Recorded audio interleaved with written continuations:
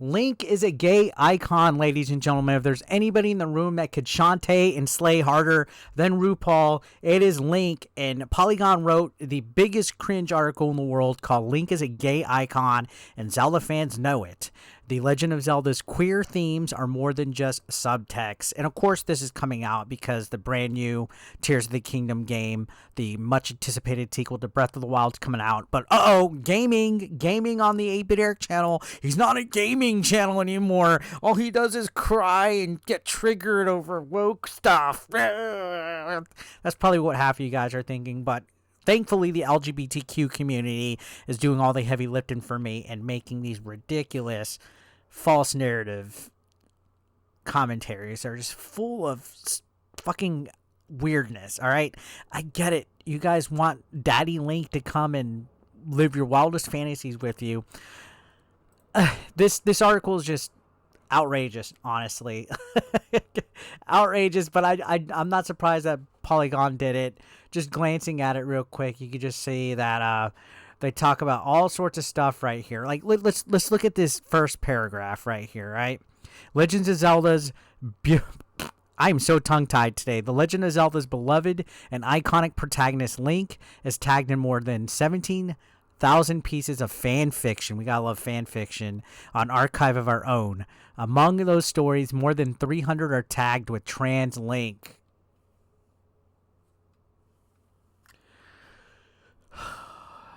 Do I need to say anything else about that? And nearly 2,000 feature Link in a romantic relationship with Prince Sidon or Ganondorf for the enemies to lovers fans. I guess people like Stockholm Syndrome. They want Link to fuck Ganon. Ganon's big pig cock just with like fucking 12 heads. I don't fucking know. Continuing on with this cringe. AO3 may not be the only metric for how many Zelda fans interpret Link as gay and or transgender, but it's one of the biggest. This is no surprise, as fans have been speculating on Link's gender and sexuality since at least 2009, though realistically he's been on the minds of queer players since Zelda was first released in Japan in 86. Oh my gosh, man, that's a lot to unpack. I don't want to look at this whole cringe article, so I'm going to look at a better article, which is at Bounding Into Comics, a site that explains this a lot more thoroughly and quickly than this cringe thing right here. So you can see the title of this page is Polygon pushes false narrative that Legend of Zelda series explores queer themes, claims Link is a gay icon. I get it. Link's a little feminine, all right? He has this cute face. You know, his jawline is nice and thin. He has that nice blonde, sometimes reddish hair. Good little glutes, good little butt. But he's just a video game character. I get it. I jerked off to Lara Croft a couple times. Tifa, Princess Peach. But there's just something about Link that everybody wants Link to be their daddy. So... Looking at this, it says Polygon's latest clickbait claims Link is a gay icon, pushing the false narrative that the Legend of Zelda series has queer themes, which there's nothing queer about Legend of Zelda. But of course, everybody has to have representation and identify and think that just because they're gay, everything else is gay. The editorial came from Samantha Puck in her first piece. So this was this writer's first piece. This whole Link is a gay icon, this is this writer's first piece for Polygon. Holy cow, they came out swinging. And she had previously written for the Mary Sue, Fat and Queer, and is a member of the Writers Guild of America East. The editorial isn't based on discussions with the LGBT community, assessing if the series has major themes of loving or being what you want, who you want, or analysis if the fan base has an especially large LGBTQ demographic. Puck opens her argument that one of Nintendo's most iconic characters resonates with the LGBT community with the prevalence of fan fiction, noting that over 17,000 pieces of fan fiction featuring Link submitted to Archive of Our Own, with a small fraction depicting Link as transgender. So they're basing the idea that Link is a gay icon because of how much fan fiction's out there. Well, let me tell you about fan fiction, guys. All right? Fan fiction is wild. I'm surprised there's no APE fan fiction out there of me and the Game Changers having a fucking menage a trois and shoving Joy-Cons up each other's asses. All right. Fan fiction is for the real weird people on the internet. The really weird people with the anime avatars. So continuing on, you can see that this says fans have been speculating on Link's gender and sexuality since 2009. There was a 2009 editorial from Zelda Dungeon, and they cite a 2015 Kotaku interview with series producer Eiji Aonuma, who stated Link is not gay, he's just an odd person. Puck then claimed the series producer shut down speculation about Link's sexuality within the franchise canon, adding that Anuma's statement also opened the door further for fan interpretation. Oddity has long been inextricably linked with queerness, even beyond the etymology connection. For decades, heteronormativity has forced queer people to exist on the fringes of society.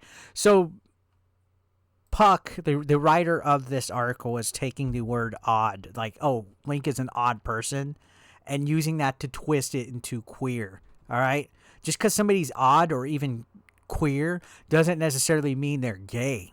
Queer just became kind of like a slang or a label for gayness. But if I say, oh, Link's odd, it doesn't mean like he's literally gay. He's just odd. He's socially awkward, all right? Are you that desperate to have some kind of identity with the Legend of Zelda franchise? I guess fan interpretation, people could think just because somebody interprets something doesn't mean that it's actually that, all right? The producer said Link's not gay, all right? We don't need to see Link having sex with a female to confirm that. Now, this is a old article right here with Tingle, which is kind of funny because Tingle is a really weird character. He's a map salesman, and you could see that the interview reference where Aonuma is talking about is actually talking about Tingle. For some reason, I guess they got it confused with Link. So Aonuma is actually talking about Tingle being a weird character. So you can see the protagonist is not even mentioned in Kotaku's article, a fairly relevant detail that escaped the attention of Puck and Polygon's editors. Puck briefly discusses queerness being historically labeled a form of depravity and rights being under threat from legislation. She then claims that combined with the propensity for fans to hold fast to their theories regardless of canon, Anuma's rejection of the theory won't stop fans from having their own interpretations of the iconic character. In short, Puck argues a character being weird is proof that they could be deemed gay to fans who will hold on to that belief no matter what its creators say. In other words, they're fucking weird. Those fans are weird. Just because somebody's called odd, they take that as somebody being gay. Now, Puck claims the queer theories, according to this article, became especially apparent during the lead up to Breath of the Wild, thanks to rumors that players would be able to choose to play as a female Link. Again, Aonuma dashed hopes in an interview and confirmed that this wasn't the case, but Puck claimed the producer's responses point to seemingly intentional ambiguity around Link's identity markers. Now, it's fucking weird that they're so desperate for this, first of all. It's almost like a weird form of like, I wouldn't say grooming, but like they're over sexualizing the concept of Link as a person. Like they need to know what Link fucks. Does Link fuck other men? Basically, is what it boils down to, and they want to pretend that. And I mean, again, Link's a good looking guy, but come on. Now you could see Aonuma seems to explain how he wanted Link to appeal to both men and women. So he said, back during Ocarina of Time days, I wanted Link to be gender neutral. I wanted the player to think maybe Link is a boy or a girl. If you saw Link as a guy, he'd have more of a feminine touch, or vice versa. But if you related to Link as a girl, it was with more of a masculine aspect. So I guess I could see that. I really wanted the designer to encompass more of a gender-neutral figure, Aonuma revealed. So I've always thought that for either female or male players, I've always wanted them to be able to relate to Link. For Legend of Zelda Twilight, Link was made more masculine, and after that, Aonuma went back to the drawing board and decided Link should be a more gender-neutral character. Hence, I created the version you see in Breath of the Wild. Anuma stamps out any theories, adding, as far as gender goes, Link is definitely a male, but I wanted to create a character where anybody would be able to relate to that character. So that's why I think the rumor went around and that Link could be a female, because maybe the users were able to relate in that way. So, yeah, it's just people twisting it to, I guess, relate, and they, of course, they got to push that agenda. I have no clue. I personally don't give a shit. Link's a male to me. Now, Puck is just adamant. Puck insists Link's gender neutral or androgynous design in Breath of the Wild is complicated. And they go on and talk about how Link has to dress up in a Gerudo women's clothes. They basically have to cross-dress. They point that out as a reason. No, I see that just as him wearing a disguise. I don't think that's Link actually cross-dressing and continuing to wear that. You know, just because somebody dresses up to be in a disguise, I do not think that's any kind of, I guess, indication on what Link is as far as his sexuality goes. And I also want to state on the record that I think it's stupid that we're here talking about this, even though people like, oh, it should be a discussion, inclusivity. Okay, whatever. Here's another interesting paragraph right here. Despite Puck's gay icon acting transphobic, she does admit the quest fails trans Zelda fans in major ways. So even the cross-dressing quest isn't good enough. But much like Anuma's in denial that Link is gay, it also presents players with an opportunity. Namely, players gain the freedom to queer the game by having Link wear femme clothes after the quest. So yeah, you can have Link wear the femme clothes. Other costumes are less intentionally feminine, but there's also a distinct absence of hyper-masculine imagery like you would see in Red Dead or even Metroid, wherein male heroes are either super muscular or tall and wiry, and their costumes emphasize their bodies. Well, by the way, Metroid, that's Samus. That's a fucking female. All right, Puck?